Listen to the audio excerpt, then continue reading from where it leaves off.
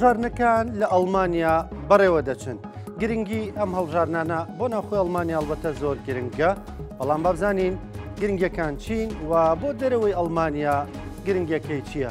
ئێمە لە کوردستانەوە هیچ ڕۆڵێکمان هەیە و کورد لە ئەڵمانیا ژمارێکی زۆر بێگومان کورد لە ئەڵمانیا هەن. ئەوان چ ڕۆڵێکیان هەیە لەم هەڵبژارنەدا؟ هەندێک گفتوگۆی هەڵبژارنەکانی ئەڵمانیا دەکەین و کاریگەریەکانی و دەرەنجامەکانی چۆن دەبێ و پێشبینیەکان بۆ هەڵبژارنەکان لە ئەڵمانیا چۆن دەبێ گفتوگوێن بابەتە دەکەین لەگەڵ بەڕێز سانجۆڵا چالاکی سیاسی، یەکێک لە ڕابەرانی گەنجانی لاوانی سۆشیال دیموکراتی ئەڵمانیا. کاکسان سڵاو لێ بێ، کاتت باش، سپاس دەکەم، سپاس بۆ بەشداریکردنت لەگەڵ ئێمە لە بەرنامەی پرسی ڕۆژ. با لەوە دەست پێ بکەین گرنگی هەڵبژارنەکانی ئەڵمانیا بۆ ناوخۆی ئەڵمانیا و دواتر بۆ دەرەوەی ئەڵمانیا چییە؟ کاکە ڕانکۆ سەرەتا سڵاو و سپاس بۆم دەرفەتە و ئەم بابەتە بەلاتانە گرنگ بووە و ئەتانەوێت بە کوردزمانانی بگەین کە گرنگی ئەم هەڵبژاردنە بۆ کوردزمانان و ئەوروپا چییە. سپاس یەکەم جار بۆ ئەم تێگەیشتنە سیاسی جەنابتان. کاکە ڕانکۆ حەزەکەم لەوە دەست پێ بکەم کە بە کوردزمانان ئێرە بڵێم کە ئەم هەڵبژاردنەی لە 23/2 ئەم یەکشەمەیە لە ئەڵمانیا کرێت یەکێکە لە 5 گرنگترین هەڵبژاردنەکانی ئەڵمانیا کە دوای جەنگی جیهانی دووەم کراوە. یەکەم هەڵبژاردننی گرنگ ئەکرێت لە ساڵی 1949 دوای جەنگی جیهانی دووەم و دروستکردنەوەی کۆماری فدرالی ئەڵمانیا. دووەم هەڵبژاردننی گرنگی ئەڵمانیا ئەکرێت لە ساڵی 1953 لەو بابەتی هەڵبژاردنەکە بوو کە ئایا سوپای سەربازی ئەڵمانیا بۆی هەیە جاری کە پڕچەک بکرێتەوانێ یان نەکرێتەوانێ. هەڵبژاردننی سێمی گرنگی ئەڵمانیا 72 ئەکرێت کە ڤیلی براند بەو مۆتۆیە کردی کە سیاسەتی ئاشتی بەرەو یەکەتی سۆڤیەت بکەوێتە ناو بابەتی ڕۆژەوانێت. چوارەم هەڵبژاردننی گرنگ لە 90 ئەکرێت دوای یەکبوونەوەی ڕۆژهەڵات و ڕۆژئاوای ئەڵمانیا. ئێستاش کاکە ڕانکۆ لە 23/2/2025 ئەم یەکشەمەیە ئەبێت بە پێنجەمین گرنگترین هەڵبژاردن لە ئەڵمانیا. بۆچی ئەمە گرنگە؟ ئەڵمانیا لە کاتێکە ئەم هەڵبژاردنەکات کە ئەوروپا و بەتایبەتی ئەڵمانیا خۆی لە قەیرانایە، قەیرانی ئابووری، قەیرانی سیاسی و بۆ جەنگە گەوری کە پوتین هێرشی کرێت سەر ئۆکراینیا و وەلای کەشەوە لە ئەمریکا هاوڕێیەکی باشی ئەوروپامان لەدەستدا کە دیموکراتەکان بوون مەسەر ترامپ لەسەر حکومە. یعنی ئەم هەڵبژاردنە گرنگیشی ئەوەی هەیە کە سیاسەت و ئاراستەی سیاسەت و ئابووری و سەربازی ئەڵمانیا وەکەتی ئەوروپا بە خۆشێوانێ ئاراستەکە. بۆیە لە گرنگیە یەکێکە لەو پێنج هەڵبژاردنەی کە ئەکەوێتە مێژووی ئەڵمانیاوە کە زۆر بە گرنگی ئەچەسپێت.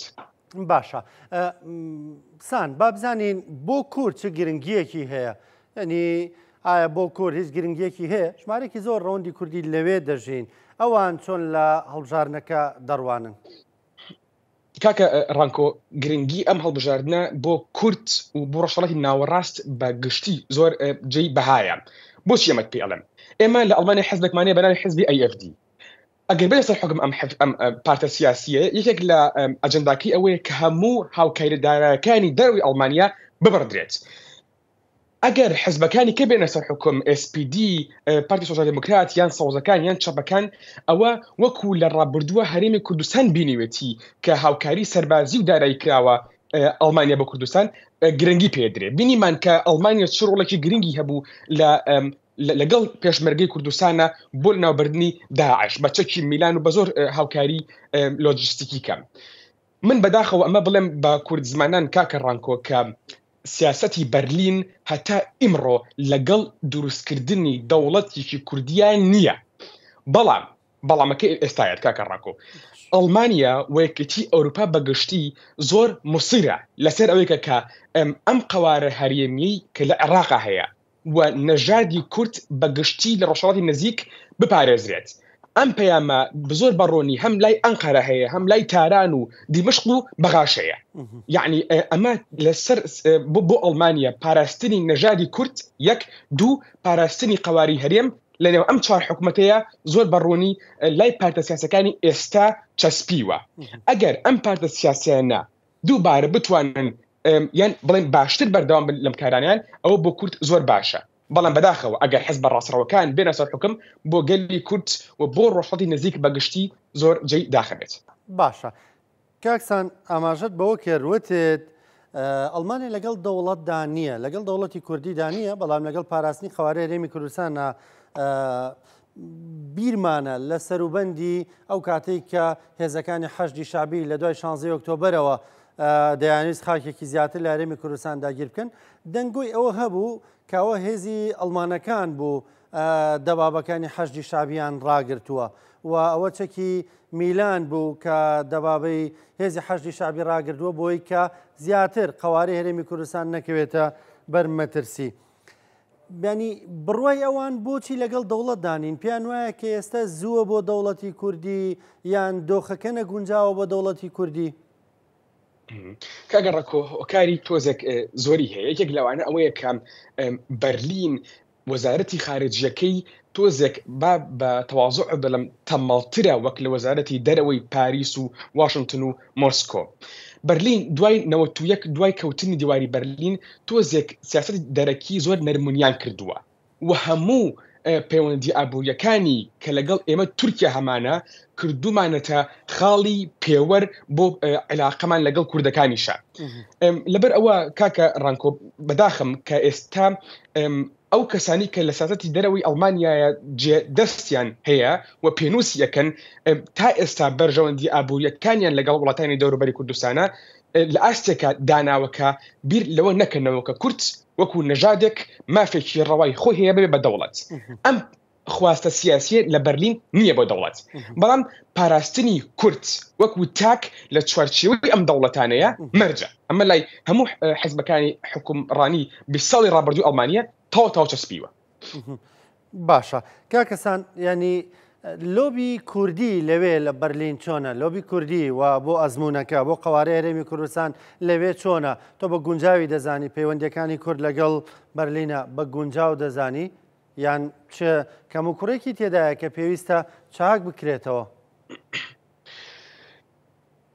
کاکە ڕانکۆ ڕەوەندی کوردی ئێستا لە ئەڵمانیا سپاس گوزارم کە خەریکە بەر پێش ئەچێت. کۆمەڵێک پەرلەمەنتاری بەتوانە هەیە کە زۆر لەگەڵ قەزای کوردان و کۆمەڵێک لۆبی کەمکەمیش دروست بوون کە خەریکە پێگرن. بەڵام ئەگەر بڵێم ئایا لۆبی کوردی بەقەدەر لۆبەکانی کە جلەسەن دیارە لە سیاسەتی ئەڵمانیا نەخێر جارێ زۆر بۆ ئەمە ئەبێت کارێک جدی بکرێت. بۆچی ناکرێت؟ ئەمە دانم جارێ بۆ ئەوەی کە کورد لە ناوخواانە یەک نییە. ئەمە یەک دووەمیان کاکە ڕانکۆ سیاسەتمەدارانی ئەڵمانیا زۆر کاتکێن بۆ هەرێمی کوردستان دووپاتی ئەکەنەوانێ کە ئەبێت هەرێمی کوردستان بە تایبەتی دەست بکات بە ڕێکخستنی هێزە سەربازەکانی خۆی و یەکخستنی ماڵی سیاسی خۆی. تا ئێستا بینین کە هێزەکانی هەفتا و هەشتا و زۆر لە هێزەکانی کە یەک نەخراون دەستور نەنووسراوە ڕێتۆرێکێکی سیاسی یەکبوون بۆ بابەتی کوردی نییە. ئەمەم هۆکارانە کە واکات لۆبی کوردی لە بەرلین جار هێشتا تەواو نەچێتە بەدە ئەو ئاستی کە بتوانێت کاریگەری هەبێت لەسەر سیاسەتی ئەڵمانیا. بەڵام بە ئەمەش بڵێم کاکە ڕانکۆ بەرەو پێشچوونی باش هەیە علاقەیەکی سیاسی لە ئاستی کەسی و لە ئاستی حزبیە خەریکە دروست ئەبێت. ئەبینین کە وەزیری بەرگری حزبەکەی ئێمە بەم نزیکانە لە هەولێر بوو و زۆر پێشتریش وەزارەتەکانی کە هاتوون بۆ هەولێر و هەرێمی کوردستان. ئەمە جێی دڵخۆشیە. لەسەر ئەمە ئەتوانێت ماڵێکی سیاسی لۆبیێکی گرنگ بۆ کورد دروست بکرێت. باشە کاکەسان ئەو لۆبەیە کە باسی دەکەی لە سەراستی سیاسیە و لە سەراستی کەسیە لە سەراستی شەقامی ئەڵمانیا متوانیوانە تاعاتفی ئەڵمانەکان لەگەڵ خۆماندا هەبێ ئەنی تاعاتفیان بۆ ئێمە هەبێ هاوسۆزیان بۆ گەلی کورد دەبێ؟ کاکە ڕانکۆ زۆر بەڵێ یەکەم شت ئەوانی کە ئێستا لە ئەڵمانیا ئەژین جا ئەڵمان بن یان نائەڵمان بن تێگەشتوون کە مەسەلەیەکێ لە ڕۆژهەڵاتی نزیک بەناوی بابەتی کوردی کە تا ئێستا حل نەکراوە و چونکە کوردیش کاری چەسەندرێتەوە لەلایەن دەوڵەتانی دەوروبەرەوانێ بەڵێ عەتفێکی عام هەیە کاکە ڕانکۆ عەتفێکی عام هەیە. ئەم عەتفە عامە گرنگە جارێ نەگەیشتوتە جێی مەبەستی خۆی یعنی نەبووتە مای ئەوەی کە ئەڵمانیا دەرگای گرنگتر بەرە ڕۆی کووردا بکاتەوە لە ڕۆژهەڵاتی نزیکە. بەڵام ئەبینین لە ئەڵمانیا زۆر ڕێکخراوی کولتوری هەیە زۆر ڕێکخراوی زمانی هەیە زۆر ڕێکخراوی لۆبی وەکووتم دروست بووە کە ئەیانوێت ئەم عەتفە ڕەوکەن بەرەو جێگەیەک کە کورد بە ڕاستەوخۆیی تایە ئیسفادە بکات. باشە وا دەردەکەوێت لە ئەڵمانیادا پارتە ڕاستڕەوەتون ڕەوەکان بەهێز بوو بن ئێستا کاکستان ئەمە پەیوەندی بەچیەوە هەیە؟ کاکە ڕانکۆ ئەمەی کە ئێستا لە ئەڵمانی ئێمە بینین ئەمە دیاردەیەکی ئەڵمانی نییە، ئەمە دیاردەیەکی هەم ئەوروپیە هەم جیهانیە. ببینین لە دراوسەکانی خۆمانەوە لێرەوە نەمسا لە چ بارودۆخێکی خراپە لەگەڵ ڕاستڕەوەکانە، ببینین بەلجیکا لە چ بارودۆخێکایە، ببینین لە پێن لە فەڕەنسا 2027 چی هەنگاوێکی گرنگ دژیەکەتی ئەوروپا نێتوانێت و ئێمەش لە ئەڵمانیا کاکە ڕانکۆ تووشی کێشەیەکی سیاسی گرنگی دیموکراسی بوون. من ناڵێم تەجروبەی دیموکراسی ئەڵمانی لە خەتەرایە، ئەمە ناڵێم نەخێر چونکە سیستمێکی بەخۆتمانەیە و دنیای کەسی دیموکرات خوازمانەیە، بەڵام ئێستا سیستمی دیموکراسی ئەڵمانی لەژێر فشارایە ئەبێت دیفاع بکەین. ئەمە بۆچی بۆ ئێمە ئمڕۆ زۆر قورسە؟ یەکێ لەو کارەکانی ئەوەیە کە لە دەرەوەش داعمەکرێن. ئێلۆن ماسک دەوڵەمەندترین پیاوی جیهان، ئیدارەی ترامپ بەهێزترین سیاسەتی جیهان پشتگیری ڕاستەوخۆ لەم حەزبە سیاسیە نازیاکەن کە ئەمە بە هیچ شێوەیەک لە کولتوری سیاسی لیبراڵی ئەوروپیا پێشتر نەبووە کە دەوڵەتێکی سەروەر تەداخلی دەوڵەتێکی کە بکات و بەم شێوە ناڕەوایە کە دیفاع بکەن لە حەزبێکی ڕاسترەوە کە یەک دژی کۆچبەرە، دوو دژی ئەم سیستەمە ئابوووریەیە، سێ دژ یەکێتی ئەوروپایە، چوار دژی هەموو ئەو بەهایانەیە کە ئێمە لە ئەڵمانیا دوای جەنگی جیهانی دووەم چەسپاندوومانە. بۆیە لە ژێر بارودۆخێکی باشە نین، بەڵام کاکە ڕانکۆ زستانە و بەهاریش بەڕێوەیە. زۆر باشە. کاکەسان تۆ لە کۆنگرەی حزبەکەتان لە 11 مانگی یەکدا بوو پێم وابێ دەنگتدا بە ئۆلاف شۆڵتس. بۆچی دەنگت باودا بۆی کە ئەو دواتر کاندید بێ بۆ ڕاوێژکاری ئەڵمانیا؟ کاکە ڕانکۆ لە کۆنگرە بووین، تەجروبێکی زۆر نایاب بوو بۆ من. جەنابی ڕاوێژکار هاتە ژووری قاعەی کۆنگرەوانێ، هەر هەمومان هەسانە سەر پێ و سپاسمان کرد بۆ ئەو توانایی کە توانیەتی لە 2 ساڵی ڕابردووە ئەڵمانیا لە قەیرانێکی سیاسی و سەربازی و ئابووریە بگەێنە بەم ئەڵمانایی کە هێشتا بتوانێت هەڵبژاردن بکات و لەسەر پێی خۆی بوەستێ. ئۆلاف شۆلتس ئێستا پرۆگرامێکی هەیە کاکە ڕانکۆکە بۆ ناخۆی ئەڵمانیا بۆ کرێکاران زۆر باشە. ئێمە ئەمانەوێت موچەی کرێکاران باشتر بکەین، ئێمە ئەمانەوێت کرێ دابەزێنین بۆی خوێندکاران بتوانین بێکێشە خوێندنەکان تەواو بکەن، ئێمە ئەمانەوێت کە تەقاعود بوون سیستەمەکەی بپارێزین لەوەی کە لیبراڵەکان ئەیانەوێت بیکەن بە سیستەمێکی زۆر کەپیتالیستی و بکەیتە ژەر مەترسیەوانێ. و گرنگترین شتیش بەلای خۆمەوە کاکە ڕانکۆ ئەوەیە کە ئۆلاف شۆلتس خاوەنی تەجروبەی سیاسیە. بەرامبەرەکەی جەنابی مێرس کە لە حزبی مەسیحی دیموکراتەکانە هەتا ئێستا لە ژیانی خۆی یەک تەجروبەی بەڕێوەبردننی نەبووە، لەوەتەی هەبووە هەر پەرلەمانتار بووە. منیش لەم کاتە قەیراناویەیە کە ئەزانم لە سەر عەرزی ئەوروپی جەنگەیە کە ئەزانم چین زۆر بە شێوەیەکی سادە ئەیەوێت ئابووری جیهان قۆرق بکات و کە ئەبینم ترامپێک دژی یەکێتی ئەوروپا ئیشەکات کەسێکم ئەوێت لە بەرلین سەرۆکایەتی حکوومەتی ئەڵمانیا بکات کە بە تەجروبە بێ و عیلاقەیەکی باشیە بێ لەگەڵ وڵاتەکانی ئەوروپایە و هەروەهاش بە مێشک و بە دڵ بڕیار بە. جەنابی مێرس ئەوەی کە لە حزبەکەی مێرکڵە، جەنابی مێرس کەسێکە کە زۆر بەوەکو ئەڵمان لە بەسک بڕیارەیە، بە حەماس و بە قەلەقیت بڕیارەیە، نەک بە مێشکێکی سارد و هادە. ڕاستە بە ئەمەش بڵم کاکە ڕانکۆ بە جەنابی ڕاوێژکار خۆم پێم وتووە کە توانای گەاندنی پەیامەکانی ئێستا باشتر بووە. ئۆلاف شۆلتس کەسێکی کاریزمایی نییە، بەڵام دەوڵەتمەندارێکی زۆر زیرەکە. کەواتاکرێ بڵێ دەوڵەتمەندارێکی قوڵی ئارام و لەسەر خۆیە. کاکەسانەوەی کە باسی ئەڵمانیات کرد، ینی ڕەنگە ئەڵمانیا بۆ هەر کەسێک لە دەروی ئەڵمانیا بێ بەتایبەت لە باشووری کوردستان ینی خەون بێ بگا بە ئەڵمانیا و لەوێ بژی، بەڵام تۆ باسی و هەموو قەیرانت کرد. ئەمێ بزانم ئایا بۆ ئەڵمانیەک ئەم خەیرانانە بەو شێوازەیە یان بۆ هەموو کەسێک؟ وایە ئەم خەیرانانە هیچ پەیوەندی بە ئەو جەنگەوە هەیە کە ئۆکراین و رووسیا ئێستا تا ئێستا ژەر بەردەوامی هەیە؟ ینی دەگەڕێتەوە هۆکاریم دۆخە خراپی ئەڵمانیا دەگەڕێتەوە بۆ ئەو جەنگەی کە لەوێ هەیە؟ کاکە ڕانکۆ پرسیارێکی زۆر باشە، سوپاس بۆ پرسیارەت. بە کورتی وەڵامەکەی ئەمەیە بێگومان بە درێژی وەڵامەکەی بڵێمەوانەکە کە ڕانکۆ پوتین جەنگێکی نایاسایی بەرامبەر ئۆکراینە ڕەخساندووە، جەنگێکی نایاسایی. من باسیەوە ناکەم کە پوتین بۆ تووڕەیە، ڕوسیا چۆن هەستەکە کە لەژێر مەترسیایە، بەڵام هیچ کاتێک ماف نایەت بە دەوڵەتێکی کە بەهێزی سەربازی بەهێزی توند سنوورەکان بجوڵێنێ. ئێمە دوای جەنگی جیهانی دووەم وعدمان وابوو کە سنووری دەوڵەتان بەهێزی سەربازی نەجوڵەندرێت. پوتین هات ئەم وعدەی شکان. کاکە ڕانکۆ ئەمە تۆزێک ئەوانەی کەسە لە ئەڵمانیا ژین هاوڕەکانمان و ئەڵمانەکان خۆشی لە بەهێزی حکوومەتی ئێستای ئەڵمانیا تێنەگەیشتون تێگەن کە قەیران هەیە کە سعری شت گران بووە کە کێشەی کۆچبەر هەیە. من زۆر دڵنیام لە 15 بۆ 20 ساڵیکە ئەگەر مێژوونوسان بێن باسی ئەم سەردەمەی ئەڵمانیا بکەن ئەزانن کە حکوومەتەکەی ئێستا چی کردووە. کاکە ڕانکۆ ئەمە تۆزێک ئاڵۆزە لە 150 زیاتر وزەی ئەڵمانیا لە رووسیاوە هات لە 150 زیاتر لە خلالی یەک شەو ڕۆژە پوتین هەموو بۆرەکانی گرتوانێ دابەزی بۆ سەر سفر.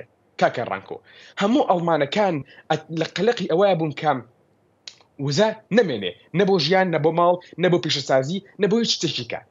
چیان کرد حکومەتی ئێستا دەستیان کرد بە فراوانکردنی علاقەکانیان و بە کڕینی گازێکی زۆر لە هەموو جیهانەوە، لە هندستان، لە نەرویج، لە ئەمریکا.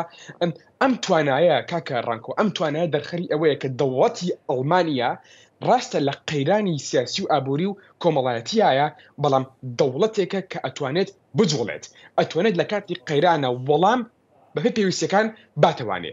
و بۆ ئەمەش سپاسگوزارم کە جەنابی ئۆلاف شۆلتز و تیمەکەی لە دو ساڵی ڕابردووە زۆر بە زیرەکانە زۆر بە مشتێکی سارد ئەمریکا قورسان ڕاپەڕاندووە. باشە کاکەسان لەوێ تا چەندە دەرفەت هەیە بۆ خەڵکانێک گەڕەڵمانیش نەبن بەڵام لەوێ دەژین ئاوڵاتیەکی ئەوێن کوردن یاخودەر نەتەوەیەکی ترن دەرفەتیان پێ بدرێ بەرمەبنای توانە و بەهرە و لێهاتووی خۆیان پێ بگەن لە هەموو بارەکاندا. بەڕێز دەسا بۆ نمونە گەنجێکی کوردی بەڵام لەوێ لە مەجاالە سیاسیەکە بەرەو پێشووی و چەندە دەرفەت هەیە ینی دەرفەت هەیە بۆ خەڵکانێک لەوێ بتوانن پەرە بەتوانەکانی خۆیان بدەن. کاکە ڕانکۆ ئێمە سەر پرسیارەکەی جانب بەڵام پێشەمە حەزەکە ئەمە بڵێم جارێ ڕاخنەیەکم هەیە لە سیاسەتمەدارەکانی کە ئێستا لە حملەی ئینتیخاباتە لەسەر حسابی کۆچبەران بانگەشەی هەڵبژاردنەکەن. ڕقم زۆر لەمە هەیە. ئەمەی کە بینیمان لە چەند ڕۆژ و چەند هەفتەی ڕابردووە لە 5 شاری گەورەی ئەڵمانیا کۆمەڵێک ئیسلامی توندڕەوی سیاسی هێرشان کردە سەر کۆمەڵێک هەم مناڵ هەم کەسی زۆر سڤیلی بێتاوان.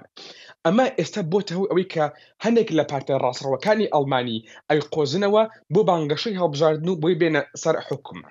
خواستنەوەی ئەم ترسە ئەم هەڵانەی کەمینەیەک لە کۆچبەران کاریگەری هەیە لەسەرەوەی کە ئێستا تەڕ و وشک پێکەوە بسووتێندرێت. حزبەکەی من ڕێک ئەمە ناکات.